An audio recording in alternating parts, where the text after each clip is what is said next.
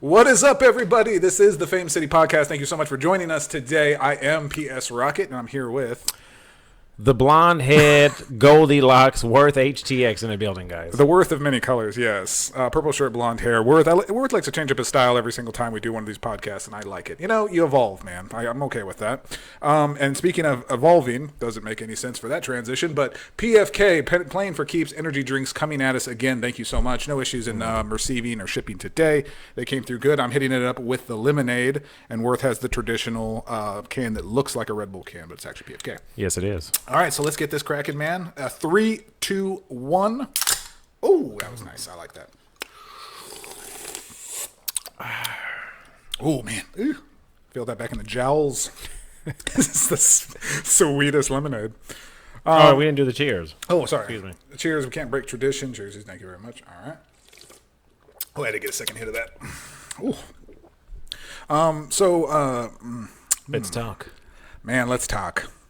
So there was a Marvel movie that came out recently. A Sony Marvel movie. Yeah, well, let's clarify that. Yeah, so it was in association with Sony, which is now the official red flag when you see that in a trailer, see that in a movie, in association with. No, it says it's Sony in association with Marvel. With Sony with Marvel, yes, exactly. Yes. Okay. So this is what, and I'm going to speak on this a little bit later, but we are in this thing that is now referred to as the SSU. And actually, Worth didn't even know what that was. I had to explain this to him. So this is the Sony's portion of what they own and what characters they own in the Spider-Man universe. Yes. Now, on paper, that's not such a bad thing because Spider-Man, I've said this before on a podcast a long time ago.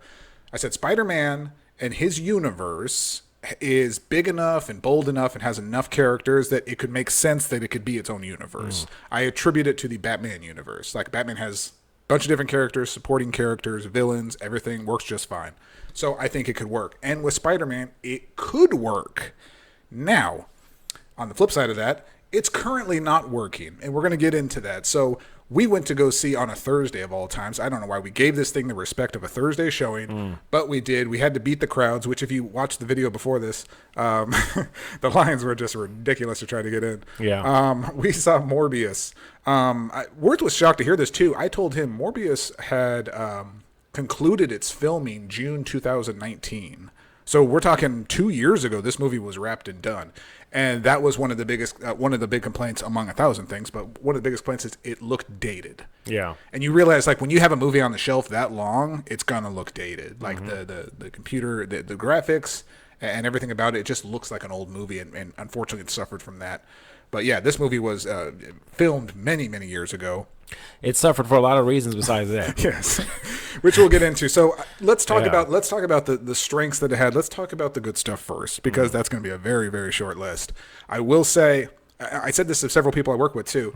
Jared Leto's performance wasn't that bad. I didn't think he was the worst part about that movie. No. Like, he was okay.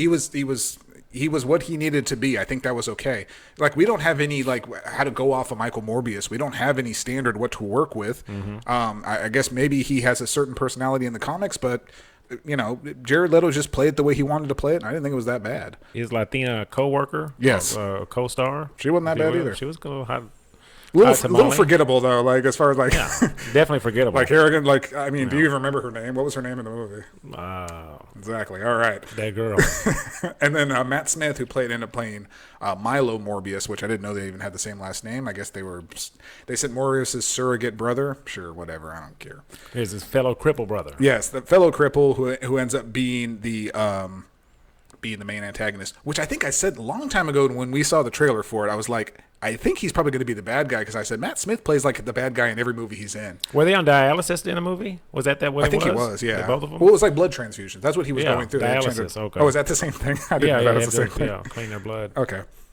Those three. So you mentioned Jared Leto, Matt Smith, and then the fine Hispanic woman. Oh Lord! We don't even know their names. There's no way this is true. Okay, hold on. I gotta read this on Wikipedia, and I'll just say it and we'll move on from it, because it's so funny this is on here. Haryaro, I don't know how to say her name, the actress. So this is the actress, not the character. The actress says the character was the smart one in the room and took inspirations from politician and activist Alexandra Ocasio-Cortez, AOC. Do you know who AOC is? Yes. Okay. Probably one of your favorite people in the whole all world. time. I love AOC is the greatest. You just keep talking AOC. That's just hilarious. I don't know why they would put that in here. I didn't get that vibe from that at all, but whatever. Yeah, It didn't even dawn. No. And I will say so. And then rounding out the cast was Tyrese Gibson. And honestly, and I don't even mean this in a bad way, you literally could have completely cut out Tyrese from that movie. Yes. And it wouldn't have made a difference. Yes. And I said this to work. He walked into every damn room with the same.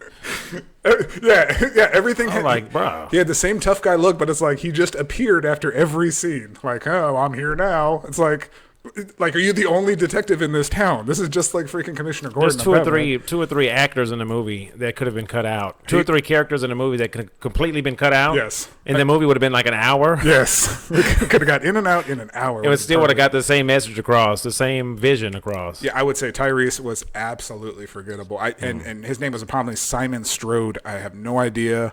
And he signed on for 3 pictures with Sony, so they're obviously going to bring him back. But it's like, for what though? That's what I'm saying. Like, okay, if you're going to bring him back, do something with him. He literally didn't do it. His biggest part was in an interrogation of Michael Morbius that he ended up breaking out and leaving. But honestly, his character was just showing up after a crime scene, and then like looking around, and then the comic relief guy, his buddy Al, bro. And I use that term loosely. Comic relief. Please. He had maybe a few funny lines. But yeah, that was just that was an unnecessary 2 set of characters. It was like this movie was like, okay, you write out a film, right? And okay, I go online and I Google what a template of a film is like, right? Yes. The writing. Yeah. And there's the comic relief. There's the serious, Commissioner Gordon type of cop. And then there's the main character and then supporting roles. Yeah. Like that's what they did. Yeah. It was pretty standard for the most part. There was nothing that was just like, oh man, that was an awesome scene. Look at that. Oh shit, wow, look at those graphics. No. It was just checking boxes. Like, we have to have this and this and Yes. this. Let's make sure we get this and this and this. Yes. It was the most generic possible setup for a movie you can. And the plot was just well, you know what? It's not even just the plot. Like, okay, you could have pulled it off with the plot. I get it. This is an origin story. There's only so many things you could do with an origin story, but the pacing of it was so weird. That was my biggest thing. Is like, I'll give you an example. In the film, Morbius is on the run. The girl, the love interest, she shows up on the bus and he's there, and they're talking in secret to one another. Now, during this scene, the music starts building up, like something suspenseful is going to happen. Yeah. And then literally cut to the next scene, and they're in a cafe drinking tea and talking again about like their parents or whatever.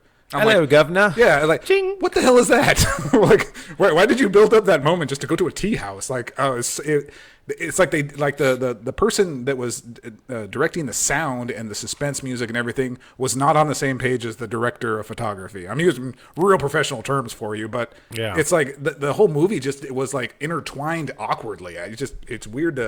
It was just weird to watch, and that's why the plot felt weird going through. Well, I told you it felt like a movie that was just put together. Yeah. It was just put together, bro. Even the intro of it. I mean, the graphics in the intro was something like... Yes, you wanted to talk about that, yeah. So I mean, Lord.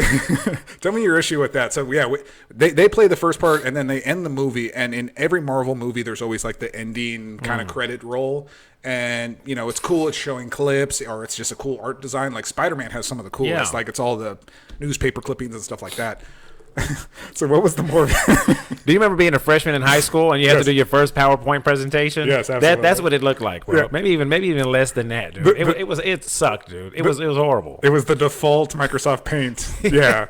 It's just like, and not only did it look bad, it didn't make any sense with the movie. Yeah, no, it didn't. It was this weird, odd color, almost the color of Worth's shirt, and then pink and blue lines going everywhere. Like, it didn't match anything of what the movie was about. No, it was like, man, come on, this movie's coming out in a week, dude. Yeah. We have to hurry up and make an intro. That's exactly what it was.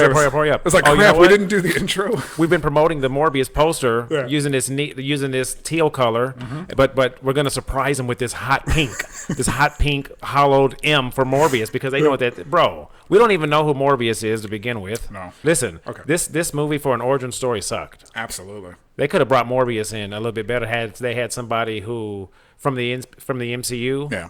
Maybe somebody who directed Shang-Chi or other, Doctor Strange and things like that be involved in the film. Well, and I'll even tell you this: it's like they could have. And the problem with this as an origin story is it was literally from the bottom up an origin story. There was never even a hint of him in any of the Venom movies. You had 2 Venom movies to maybe there's a vampire flying around the city. I don't know. Yeah. Maybe there's 2 vampires that are going to fight.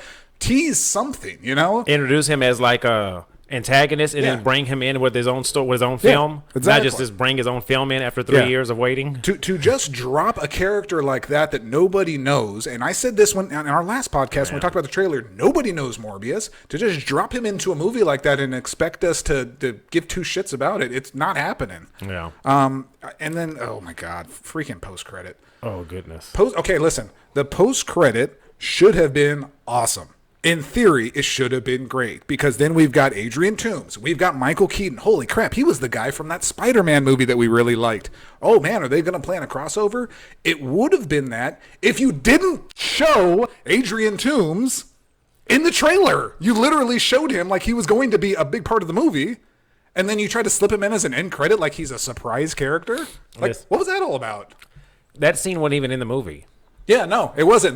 We should team up together. I'll see you again soon or some shit like that, right? Well, in the first trailer, he's like, "What's up, Doc?" Which is such a hilarious line and iconic and cool. And I'm like, that's awesome. I wonder how he's going to fit into the movie. Oh wait, he didn't fit into the movie. He just arrives in a cell. He's looking around. Nobody knows who he is because he's in a different universe. And that part was weird too. Like he appears in the cell. I get it. It's the Doctor Strange, the whole thing, movie and thing. They did the same thing with Tom Hardy and Venom. Yeah. Like I get that. I get that concept. So now he's in this universe, sure, whatever. But then, like 30 seconds after that, they have some quick news report saying, "Oh, he appeared in the cell and now he's going to be let go." Like what?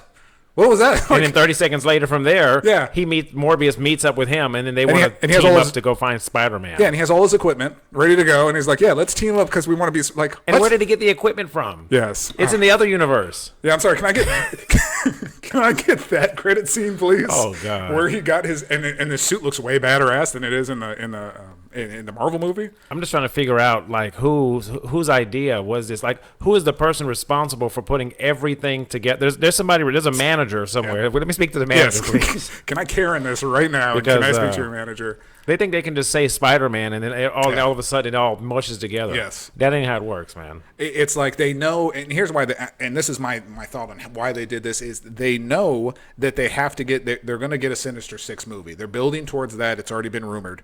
And so they're like, how can we tease that? Because we have to tease that. So this is the post-credit and how they do it. And by the way, Michael Morbius was the minorest of minor characters in the Sinister Six.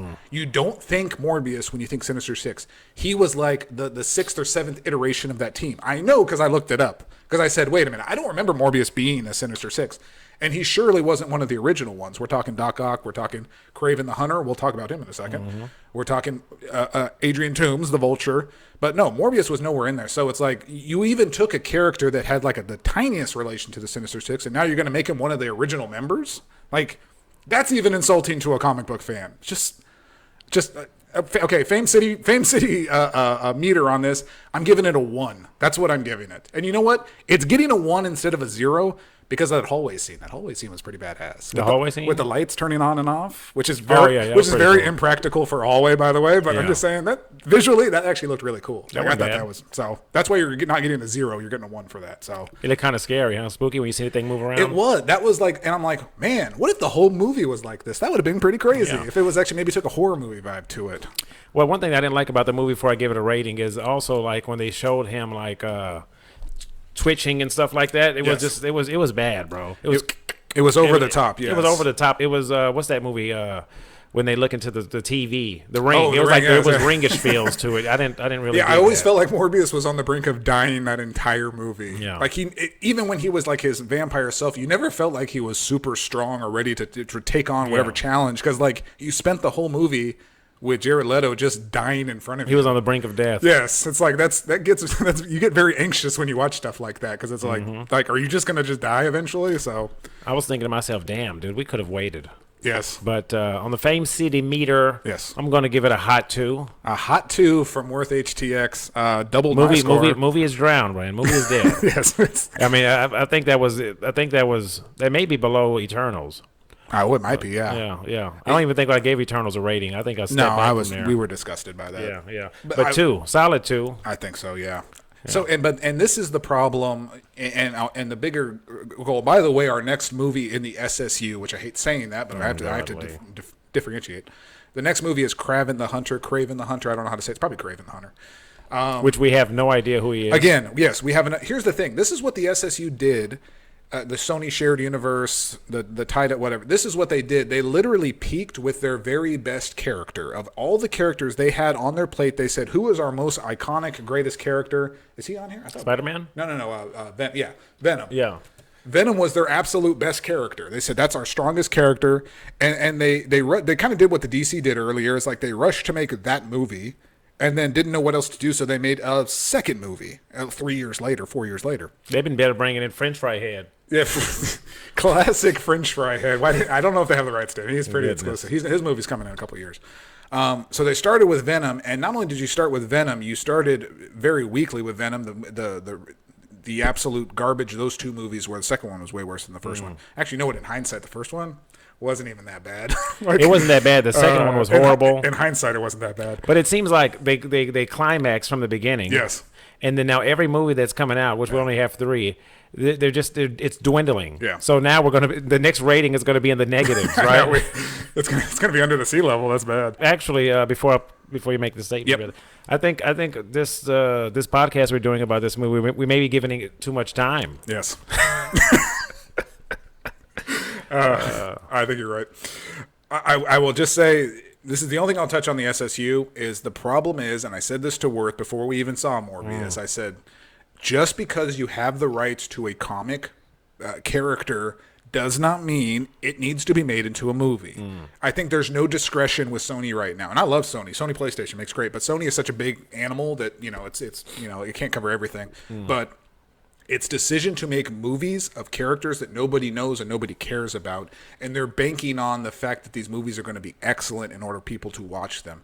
And I just disagree with that completely. Just because they may be incorporated with Spider-Man. Yes. You know what I'm saying? They're hanging on to that, and even these movies are getting less and less away. Like Spider-Man just got a casual mention at the end of this movie, Morbius, and it had nothing to do with the actual Spider-Man. So it's, we got a Madam Web movie coming. You remember Madam Web? Of course you do. Oh, yeah. She's, everybody knows her. Yeah. So Night Watch, that's going to be talked about. Who knows if that is even coming. There's a character named Jackpot. You see the problem we're having. These are characters that nobody knows about, and they're hanging on to this Sinister Six. And I don't want to see an SSU Sinister Six movie. I told that to Worth before we started filming. I don't want to see that. I want to see the MCU version of the Sinister Six. Like, give me that. Bring back Andrew Garfield and Tobey Maguire, and they take on the Sinister Six. They basically took on the Sinister Six in the last Spider-Man movie. So what's going to be the difference here? That should have been the subtitle. Ugh, that would have been awesome. So SSU, get your stuff together, man. Just get your stuff together, man. We want to like your movies, but your Morbius movie was absolute garbage. I won't ever see it again. Obviously not. Not as bad as Eternals, but. Well, no. I would say Eternals is better than Morbius. I'm going to say that right there. Morbius was better than what am I trying to say? Eternals was better than Morbius. That's what I was trying to say. Okay. Listen to me. If there's a dumpster fire going on, right? Yes. The trash on the bottom and the trash that's on the top of inside the dumpster, it's still going to burn. It's still trash. It's still trash, bro. It's still garbage, okay? How you look like? If you haven't seen Morbius, then you're one of the lucky people. So I'd rather you just listen to the podcast because you'll see it. It's a waste of time, guys. It's garbage. And Sony, just try to do better next time. If you knew better, you do better.